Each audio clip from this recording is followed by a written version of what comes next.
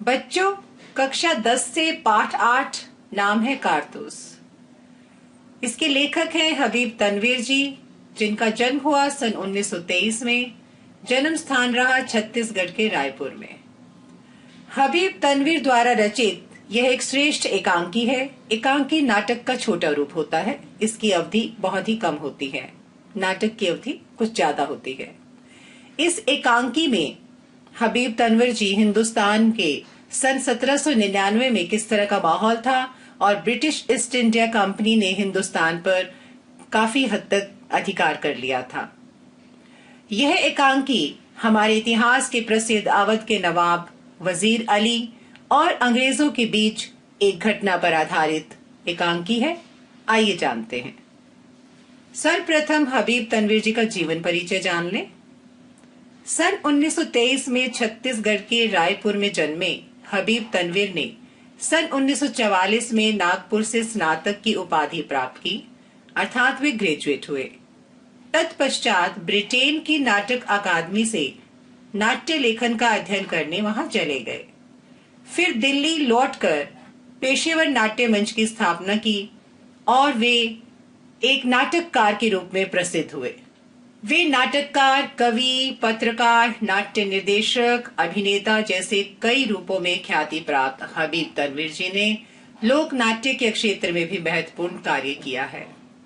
उन्होंने कई रूपों में अपना परिचय दिया है। वे एक बहुत ही प्रसिद्ध नाटककार के रूप में जाने जाते हैं, कवि के रूप में भी जाने जाते हैं। वो एक श्रेष्ठ पत्रकार भी हैं, नाट्य निर्देशक भी रहे हैं। अभिनेता के रूप में भी उन्होंने काफी ख्याति प्राप्त की है, अर्थात प्रसिद्धि प्राप्त की है। और लोक नाट्य अर्थात लोक संस्कृति पर आधारित उन्होंने कुछ नाटकों की रचना की जो कि बहुत ही प्रसिद्ध हुए। आइए उनकी रचनाओं के बारे में जान लें। कई पुरस्कारों, फेलोशिप और पद्मश्री से सम्मानित हबीब तनवीर के प्रमुख नाटक हैं आगरा बाजार, चरणदास चोर, देख रहे हैं नैन, हिरमा की अमर कहानी आदि। इन्होंने बहुत सारे नाटकों की रचना की और वे बहुत ही प्रसिद्ध हुए। इन्होंने बसंत ऋतु का सपना, शाजापुर की शांतिबाई, मिट्टी की गाड़ी और मुद्रा राक्षस नाटकों का आधुनिक रूपांतर भी किया है, अर्थात उन्हें आधुनिक और नए अंदाज में प्रस्तुत किया है, जिसे लोगों ने खूब सराहा। आइए पाठ प्रवेश जानते हैं। जैसा कि पाठ प्रवेश में हम जानते हैं कि लेखक ने यह पाठ क्यों लिखा है, वह इस पाठ के द्वारा हमें क्या बताना चाहते हैं या क्या संदेश देना चाहते हैं, ये सब रहता है। जैसा कि इस पाठ का नाम है कारतूस। कारतूस बंदूक में भरे जाने वाले गोली अर्थात कारतूस कहे जाते हैं। किस तरह से एक जाबाज व्यक्ति अंग्रेजी सेना को धोखा देकर, उनकी आंखों में धूल झोंककर उनसे कारतूस हासिल कर भाग जाता है। ये कहानी इसी घटना पर आधारित है। ये उस समय की बात है जब अंग्रेज भारत व्यापारी बनकर आए थे और इस पर धीरे धीरे अधिकार जमा लिया था।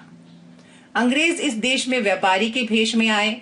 शुरू में व्यापार ही करते रहे, लेकिन उनके इरादे केवल व्यापार करने के ही नहीं थे। उन्होंने देखा कि धीरे धीरे हमारी जो रियासतें हैं, राजा हैं, वो शक्तिहीन हो गए हैं। इस चीज का उन्होंने फायदा उठाया और उन्हें अपने अधिकार में ले लिया। धीरे धीरे उनकी ईस्ट इंडिया कंपनी ने रियासतों पर कब्जा जमाना शुरू कर दिया। उनकी नीयत उजागर होते ही अंग्रेजों को हिंदुस्तान से खदेड़ने के प्रयास भी शुरू हो गए। जैसा कि कमजोर रियासतें उनके अधीन होती जा रही थी, लेकिन कुछ रियासतें देशभक्ति की भावना से भी भरी थी। वहां के राजाओं को जब अंग्रेजों की नीयत का पता चला तो वे इसके विरोध में खड़े हो गए और उन्होंने अंग्रेजों को हिंदुस्तान से खदेड़ने का बेड़ा उठा लिया। प्रस्तुत पाठ कारतूस में भी एक ऐसे ही जाबाज अर्थात जान की बाजी लगा देने वाले व्यक्ति के कारनामों का वर्णन है, जो कि वजीर अली अवध के नवाब हैं, जिसका एकमात्र लक्ष्य था अंग्रेजों को इस देश से बाहर करना, क्योंकि वह अंग्रेजों से नफरत करता था, अंग्रेजों के अत्याचारों से बहुत दुखी था। कंपनी के हुक्मरानों अर्थात शासकों की नींद हराम कर देने वाला यह दिलेर और निडर व्यक्ति शेर की मान में पहुंचकर उससे दो दो हाथ करने की भी मानिंद रखता था। अर्थात वजीर अली इतना दिलेर अर्थात बहादुर और निडर व्यक्ति था, जो कि शेर के समान बहादुर दुश्मन के घर में घुसकर भी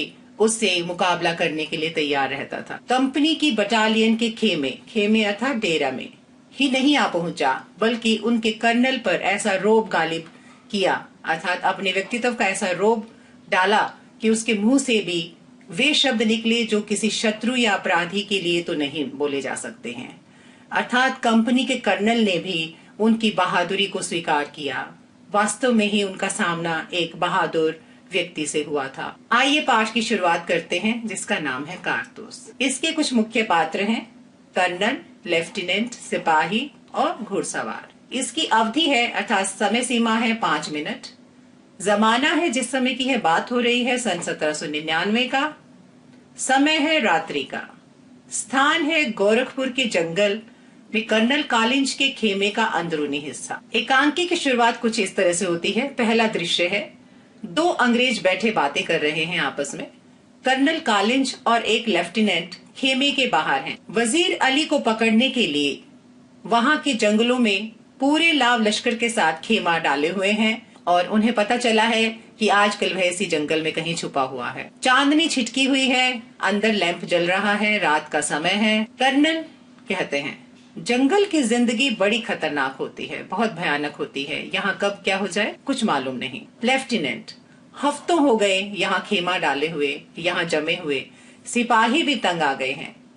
इतने दिनों से एक ही व्यक्ति की खोज में यहाँ पर जो डेरा डाला हुआ है, हमारी सेना भी इस चीज से परेशान हो गई है। लेफ्टिनेंट कहते हैं, ये वजीर अली आदमी है या भूत, हाथ ही नहीं लगता। लेफ्टिनेंट बहुत दिनों से परेशान है क्योंकि एक ही व्यक्ति के लिए इतना बड़ा लाव लश्कर और खेमा जमाए हुए हैं और जो कि है हाथ ही नहीं लगता। कर्नल, उसके अफसाने सुन के रॉबिन हुड के कारनामे याद आ जाते हैं। कर्नल जानते हैं कि वजीर अली कितना बहादुर व्यक्ति है, इसी कारण वह आज तक हाथ नहीं लगा है, क्योंकि वह अंग्रेजों का दुश्मन है, अंग्रेजों को अपना दुश्मन समझता है, उन्हें हिंदुस्तान से खदेड़ने के लिए प्रयासरत है। वजीर अली के अफसाने सुनकर, उसके किस्से कहानियां सुनकर कर्नल को रॉबिन हुड की याद आती है। रॉबिन हुड वह व्यक्ति था जो कि अमीरों से पैसा लूटकर गरीबों में बांटा करता था। कुछ ऐसा ही वजीर अली के व्यक्तित्व में देखता है। अंग्रेजों के खिलाफ उसके दिल में किस कदर नफरत है यह वे जानते हैं। आगे वो कहते हैं कि कोई 5 महीने हुकूमत अर्थात शासन किया होगा वजीर अली ने, मगर इस 5 महीने में वो अवध के दरबार को अंग्रेजी असर से अर्थात अंग्रेज सरकार के प्रभाव से बिल्कुल पाक कर देने में तकरीबन कामयाब हो गए थे। अंग्रेजों का असर अवध शासन पर कमजोर पड़ गया था। लेफ्टिनेंट कर्नल से पूछते हैं, कर्नल कालिंज, ये सादत अली कौन है? कर्नल जवाब देते हैं, आसिफ उदौला का भाई है, वजीर अली का और आसिफ उदौला का दुश्मन है, क्योंकि सादत अली अंग्रेजों के साथ मिल गया है। असल में नवाब आसिफ उदौला के यहाँ लड़के की कोई उम्मीद नहीं थी। नवाब आसिफ उदौला की शादी के बहुत सालों तक उन्हें कोई औलाद पैदा नहीं हुई थी और इस तरह की कोई उम्मीद भी नहीं थी कि उनके यहाँ कोई लड़का पैदा होगा। लेकिन जब वजीर अली की पैदाइश हुई तो सादत अली ने इसे अपनी मौत का ख्याल किया, क्योंकि सादत अली का सपना था कि अब आसिफ उदौला के बाद पूरी रियासत का मालिक वही बनने वाला है। ऐसे में वजीर अली का पैदा होना उसके सपनों का टूटना था। जैसा वह चाहता था वैसा अब नहीं हो सकता था, क्योंकि एक नवाब के मरने के बाद उसका अपना पुत्र ही राजा बनता है। इस कारण वजीर को उसने अपनी मौत का ख्याल किया, क्योंकि अगर वजीर को सादत अली की असलियत का पता चलेगा तो वह उसे जान से मार देगा। लेफ्टिनेंट, मगर सादत अली को अवध के तख्त पर अर्थात सिंहासन पर बिठाने की क्या मसलियत है, अर्थात क्या वजह है? कर्नल इस बात का जवाब देते हैं, सादत अली हमारा दोस्त है, अर्थात वह अंग्रेजों से मिल गया है और बहुत ऐश पसंद आदमी है, इसलिए हमें अपनी आधी मुमलिकत अर्थात जायदाद दौलत उसने दे दी है और 10 लाख रुपए नकद भी दिए हैं। अब वो भी मजे करता है और हम भी। कर्नल कहते हैं कि सादत अली हमारे साथ मिलकर अपने सपने को पूरा करना चाहता है, इसमें हमारा अपना ही फायदा है। सादत अली ने इसके बदले में अपनी जायदाद का काफी हिस्सा हमें दे दिया है और 10 लाख रुपए भी दिए हैं। इस कारण हम भी खुश हैं और वो भी। लेफ्टिनेंट, सुना है ये वजीर अली अफगानिस्तान के बादशाह शाह जमा को हिंदुस्तान पर हमला करने की दावत अर्थात आमंत्रण दे रहा है, उन्हें हिंदुस्तान पर हमला करने को बुला रहे हैं। ऐसा इसलिए क्योंकि वजीर अली भी चाहते हैं कि अफगानिस्तान के बादशाह और वे सब मिलकर अंग्रेजों को भारत से बाहर निकाल करें। कर्नल, अफगानिस्तान को हमले की दावत सबसे पहले असल में टीपू सुल्तान ने दी थी।